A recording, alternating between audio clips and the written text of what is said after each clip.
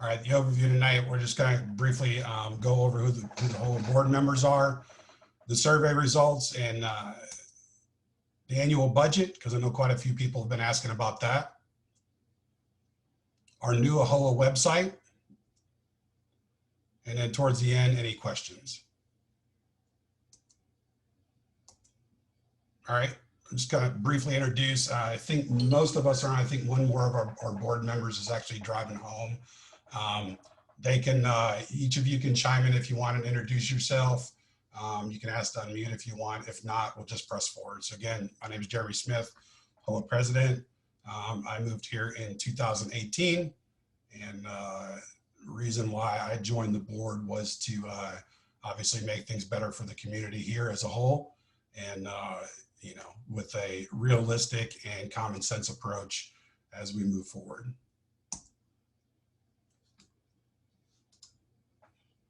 Devin, you're up.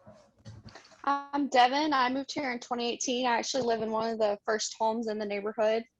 I wanted to be part of the board just to have somebody with some common sense on it, and to be able to help make this the neighborhood that everybody wanted it to be when they first moved in or first looked at a home here.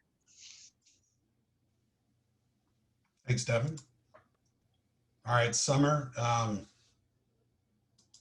gonna ask to see if she can unmute, but I think she's driving, so we'll give her just a second. If she doesn't respond, we'll move on.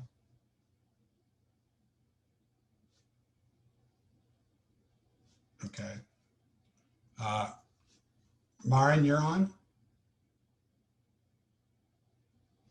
I think she's driving too, Jeremy. You driving too? Okay. All right. They both had sports. Yep, that's right. Okay, so she's our treasurer. And then our most recent acquired person, Will Warren, filling the shoes for our previous Sergeant Arms that moved back at the beginning of March. Will, would you like to introduce yourself?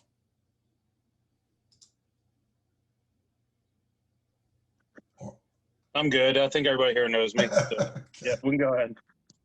Thanks, Will. Oh. All right, first let me just talk about why we did the survey. So we all know, most of us know, have been here quite a while, that we had some long-going issues. A lot of us had questions as to, where's the money going, who's running what, who's on the board, and so on. So as we've fully transitioned from, pardon me, from the previous board, who included our developer, Clay Smith, finally let go of his rights to the board. So we really just wanted to get an idea of what was important to everybody here, kind of get some feedback as to what kind of, what were you given when you moved in? Were you notified of bylaws?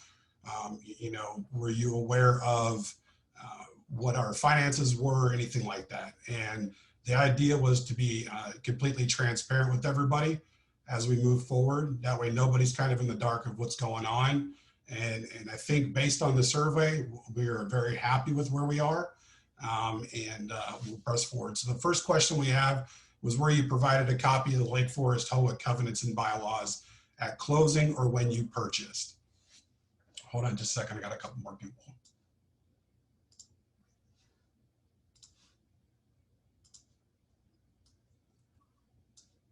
Okay, so the response to this one, and what I did forget to mention is we had over 140 participants. So that's 140 participants on this survey.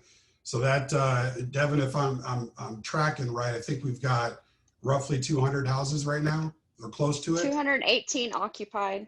Okay, so considering that a lot of those people are still relatively new, I was actually very excited to see that we had 140 responses.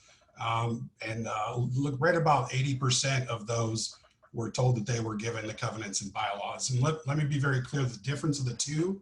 The covenants are basically the rules and everything on how the community, that will abide by.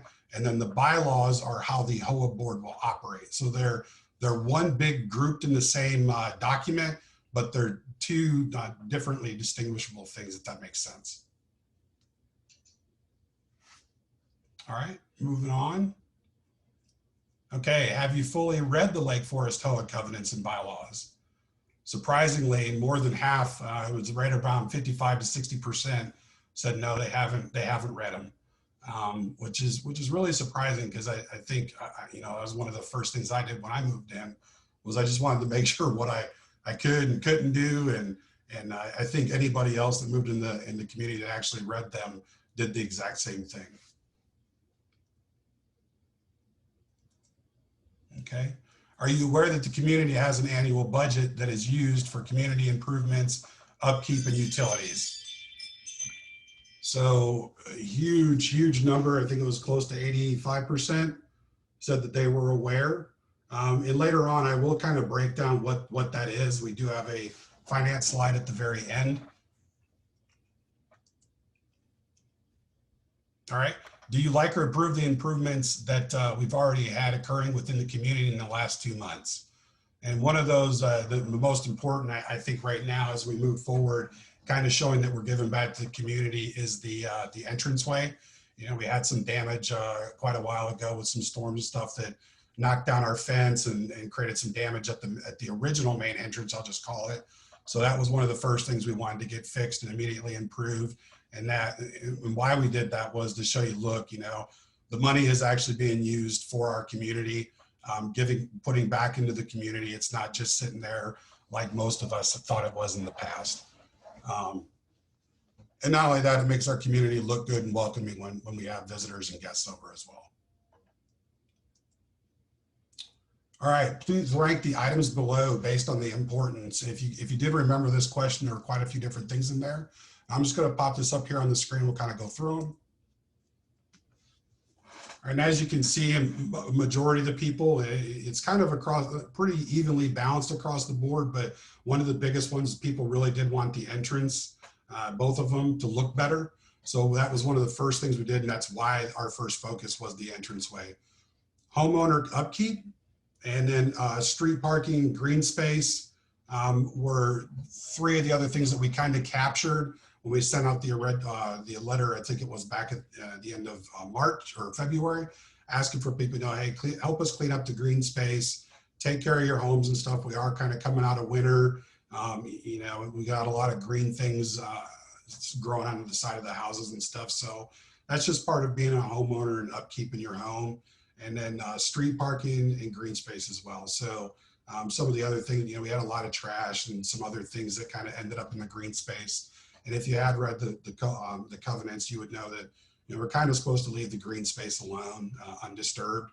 And there's multiple reasons for that, and that includes a lot of environmental reasons. So I'll just kind of give you a moment to look over that there. And then some of these we will actually go over further on the next few slides.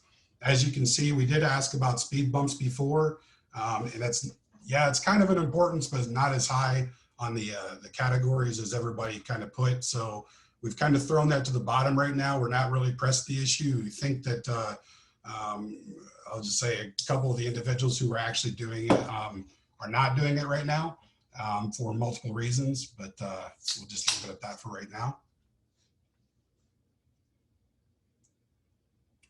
All right, one of the ones we really wanted to stress is the resident vehicles and where they should be parked. So the question we ask is, do you feel resident vehicles should be parked in the streets? And what I did want to put in there, that this does not include your guests, your construction delivery vehicles, home improvement vehicles. They aren't part of this. They're considered short-term. So like your Lowe's delivery guy, your landscaping people, your family, friends that come over to visit, the trucks that drive through and stuff, those are considered short-term. We are just talking about resident vehicles. And overall, huge majority, close to 75%, I think it was now about 65%, actually said that they did not feel that resident vehicles should be parked on the streets. And again, I think that's huge, showing that we had 140 participants in this survey.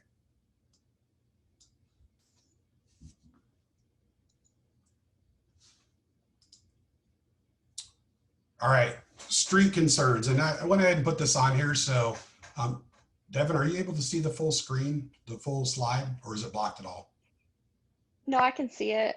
Okay. Well, I don't forget what it actually looked like, but I see the road. Okay, cool. All right. So what I did want to put in here and first start with is if you have looked at the plat of our community, all the roads are supposed to be 40 feet wide. And as you go through, we've actually done some measuring, and our roads are actually 24 to 26 feet wide. So throughout the community, we've been cut about 14 feet short, and I'll put it to the maximum we have there. So that makes it very difficult as buses, fire trucks, large moving vehicles and things like that drive through. And most importantly, I think it was one of the biggest issues is when people park across the street from each other. And it's really difficult to try to determine how we approach this from a community standpoint. So I'm just going to throw a couple of things on here for you. Now, keep in mind, this is not to scale. It's just to give you an idea of what we're working with. And again, try to keep in mind that I'm kind of using the 26-foot scale when I'm presenting this. All right, your average car width is about 6 feet. So if we were to subtract that from 26, we're down to 20 feet. And then we add another truck in there. So we've got, we're down to about, 13 feet. And that's given that they're parked all the way on the side without any gap. They're literally all the way on the curb. And most of us know that there's a slight curve. It's about 1.5 to 2 feet wide. And I'm actually including that in the width of the road. And a lot of people don't really park up on that.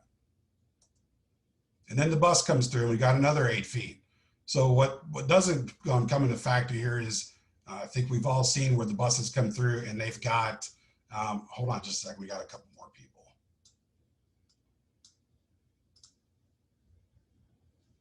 And what we don't see is that the buses actually have, these wide mirrors that hang out from the side. They got their stop sign and stuff. So depending on where you are in the community, it becomes increasingly difficult for these vehicles to get through.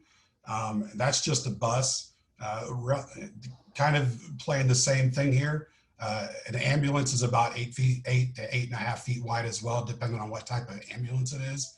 And one of the things here is we really wouldn't want vehicles blocking an emergency response vehicle from getting to somebody's house in a quick amount of time. Nor I don't think anybody would really want them driving through somebody's yard to get around the vehicle. So this is one of the big concerns we have throughout the community. Even if these are staggered slightly, it's still these vehicles are having to snake through. And we all have seen how long buses can be. Going on to the next slide, I'm going to keep these same cars here. Go ahead and throw in a fire department vehicle. It's also about 8.5 feet wide. Some of those can actually go up to 9 feet wide. So as you start doing the math, it really becomes very small wiggle room for those things to get through here. And a lot of times those types of vehicles are coming through here relatively quick. So just keep that in mind as we move forward. And in the future, we try to refine bylaws and try to get feedback as to how we move forward with parking issues throughout the community. All right, moving on. One of the things we did say is, would people like to see better lighting and landscape at the entrances? This also becomes another security or a safety feature. I know that they did put some lighting out there, some LED lighting that's pretty bright, but I think a lot of people would like to have some of our, Lake Forest sign, some of the trees and things like that lit up. Also, in the past, some people have asked for Christmas lighting and stuff. Currently, we have no electricity at either entrance, so that would require Flint to come out and do that. Which would be an additional cost, but we haven't gone down that road yet, mostly because we wanted to see what people said. And the result was 75% of the people said that they would like to see better landscape lighting at both of our entrances. So we will be looking forward to doing that. We've asked for some quotes from some vendors out there in the area. And as we get to that point, we'll let everybody know where we are. All right. So other areas, any other comments, questions, concerns not previously asked or addressed? All right. One of the ones was a revision of the covenants and bylaws. So we did reach out to the original writer. Unfortunately, they were not willing to give us the original copy, which could be edited. without throwing a lot of money down. So we decided to go ahead and take it amongst ourselves as the board to transcribe these as they are currently written. And the reason for that is, one, we want people to be able to do a quick search by PDF in this thing, and then it'll actually show. The way they are scanned right now, really you can't do a quick search. It's just copies of pages. So it makes it difficult for anybody to do a quick search of anything. So we are currently rewriting those. We're transcribing them as they are written in an effort for later on for easy revision of the covenants and bylaws. I will come back to this here towards the end as we go over the website. All right, a couple other things: play areas for kids, possibly a clubhouse, a community pool. Sorry, it went back on me. Somebody else is joining. All right, there we go. And community pool, we had people for and against it. So I do have a slide in the most cheapest, cost-effective way. We would just provide an example of as a play area later for kids. But with that, or any one of these, comes additional costs and HOA funds, your annual dues, including insurance and upkeep of these as well. So just keep that in mind. All right, again, speed bumps, disregard for stop signs, kids on RVs, all these have been addressed. We routinely get feedback on these. So again, like I said before, speed bumps, we're not really pressing the issue right now. Disregard for stop signs, again, it's kind of hard for a board member to enforce that. Really, it kind of needs to be police enforcement, law enforcement, but by all means, if you witness it, please report it. The HOA can only do so much, the board can only do so much on these. Same things for kids. I think most of us would agree that we really don't mind if kids are playing or riding around in RVs that are maybe in areas that they're approved for, not necessarily in tight, close-knit roads where there's a lot of parking and things on the street. These kids can sometimes be hard to see, creating a safety hazard, not only for them, but for other drivers and other community members as well, as they walk and drive throughout our community.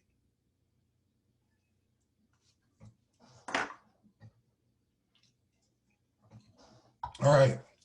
Another issue was decks built high enough to see into another yard. Again, basically the idea we're looking at this is a kind of a little common sense.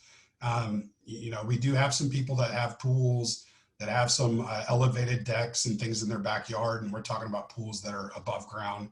Kind of the way we're approaching this is it's not really a whole lot we can do about it. And the common sense here is if somebody really wants to see into somebody's backyard, they could honestly go to the second floor of their house and look out their window. I do understand that, people like, I really want my privacy and things, but we really can't prevent that. Or people doing that, that would be like telling people they have to constantly keep their back window closed and not look out their back windows. We can't really do that. So while it is a concern, there's not a whole lot we can really do about that. Okay, we are running short on time. I'm going to try to run through these relatively quick. We only have a 40-minute session that's free. So bear with me here. All right, proper location of food trucks. When we do this in the future, we're going to try to pick a better location, ideally not in somebody's front yard or where it blocks their driveway or other people in the community attending these blocking their driveway. We do have parking on the streets. Quite a few people were like, they actually quoted dog fennel, how ridiculous it has gotten. So again, we'll address those later.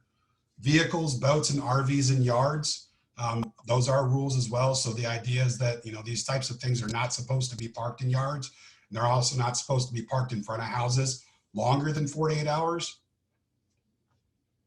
And even a temporary break-in service just to move it, say, hey, I moved it, and moving it back. That's actually written in the covenants as well, as that doesn't break it, you're still in violation. So, I'll admit I have one of these items as well, and I pay for storage. So I don't keep it at my house, and we hope that others do the same. All right, trash can removal after pickup. This is more so after trash has been picked up, not the fact that trash hasn't been picked up for a day or so. But ideally, you should be removing trash cans as quickly as possible after it's been picked up. And then green space cleanup. There is a plan, hopefully at Hey, some point. Jeremy, Yeah, go ahead. your sound is all kinds of messed up, and waiting room has, I think, a couple members got kicked out somehow. Did they get kicked out or did they remove themselves? All It says that we kicked them out, but I don't know what happened. right, hold on. I got 3 people here.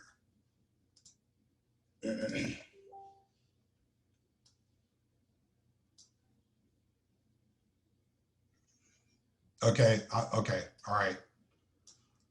I don't see anybody in there right now. Again, this is being recorded. I'm going to try to get through these as quickly as possible. We're down to about 8 minutes. All right, so our annual community budget, I will run through this relatively quickly. Where is our community compared to others? You know, and people have asked, you know, I think our HOA fees are a little high. So what we've done is we've asked some other comparable communities what they are charging for their HOA fees. And again, quite a few of these are Houston home communities. One community is actually $75 a month. So that's $900 a year. Another one is $400 a year. Another one is $200. And then there we are at $175 a year. So I don't believe that based on what we're doing is too much compared to some communities that are similar to us. So with the budget, what I'm going to do is run through this really quick. You can kind of see there's our annual cost, and you can actually look at this on our website that I'm going to show you exactly how to get to it after you've registered. But ideally, our net profits and reserves after everything has been paid for and income from other homes is $16,873. That's a year. What you don't see or you see down there at the bottom is that we still have a loan to pay back to Clay, who's the original builder. That's roughly about $16,750. So with that in mind, I know that there's a few animations here, but really that leaves us less than $200 after we pay Clay back. And that's if we pay him back this year, okay?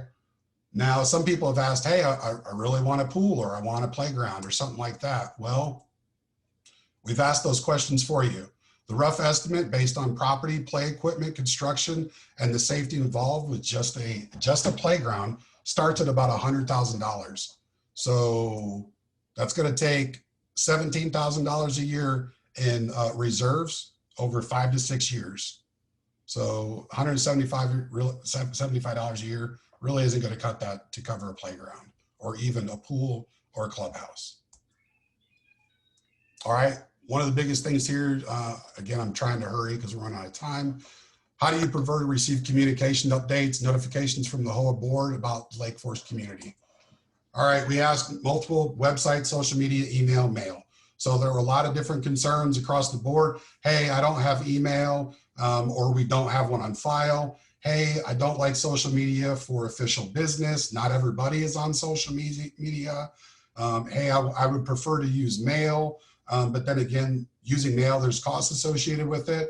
So we tried to go the most cost-effective, easiest way to do it. And we found out that didn't necessarily work. So what we've done is we've taken all this feedback and everything, and we went ahead and got a website.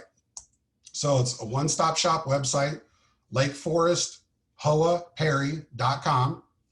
And I'm going to bring it up here real quick. All right, let's see here. Where is my screen? Can you see the website, Devin? No. Okay, hold on a second here.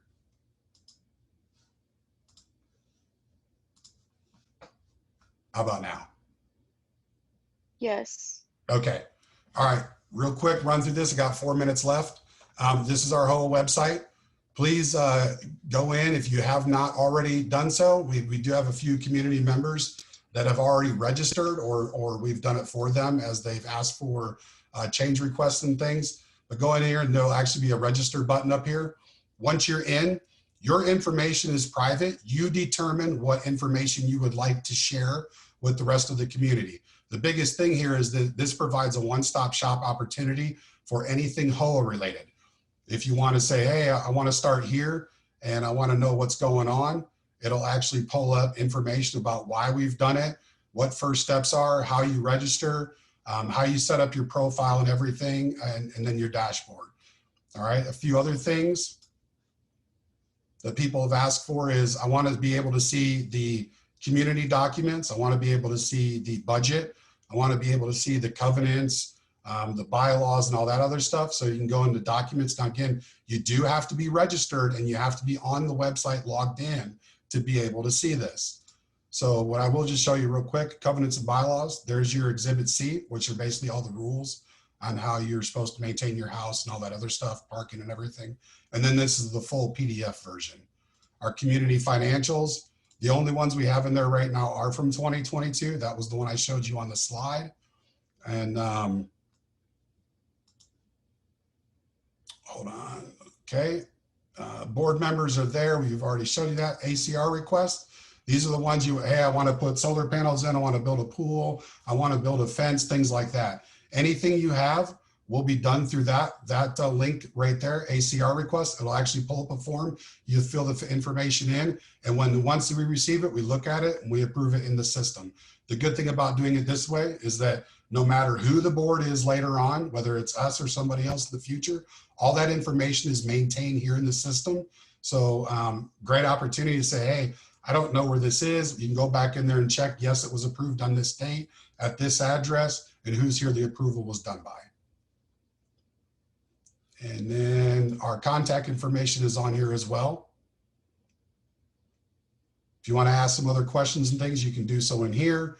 You can put in there for the reason of why you're trying to ask us those questions or what you have. And then our information is down here at the bottom.